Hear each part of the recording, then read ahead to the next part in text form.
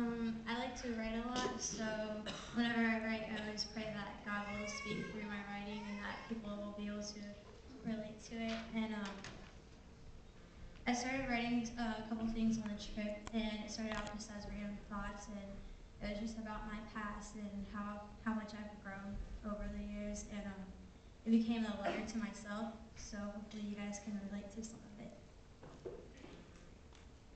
We were meant to live for so much more, to stop trying to be like Jesus, but instead let Jesus live in us and through us. It's as if the more advanced in technology we become, the more people don't depend on God. Play it safe, then rather than take risks and follow God with every fiber in our body. Suffocating ourselves with jobs, schools, materialistic items, forgetting the reason why we're here in the first place. Clothing our brothers and sisters with earthly labels instead of seeing them as God sees them. Occupying our filthy hands, pointing out each other's flaws, becoming of the earth instead of just on it. Where are your fruits that you bear, replacing love with lust? Your knuckles are blue from holding on to your possessions that God so gracefully extended to you. Blending into society's expectations and wants, making yourself more known, robbing God from his glory. Watching yourself so blindly stumble on the wide path unprotected and dead. Worrying yourself to death about tomorrow as if your scatterbrained mind will change things to your liking.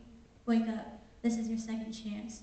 Open your eyes to God's countless blessings around you. Immerse yourself in his creation. Embrace each other. Work with each other, not against. Give up everything you have, for it belongs to God anyways. Realize the fingerprints God leaves behind. Seek his voice, for he is always at work. How do we let God's children get so divided? When did we put these blindfolds on? Staying in the dark too long, letting families starve while we drive off in our new cars and clothes with our indecisive minds on where to go eat. Tuning out the cries of our family, focusing on our own selfish needs. You can only hold so much with your spineless back. You preach one thing, but live the other. Oh, you of little faith, what are you doing on the ground with the serpents of the beggars, covered in rags of filth?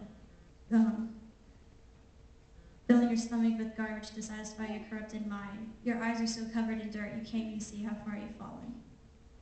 Please continue to pray for me as God continues to work in my life and I experience growth.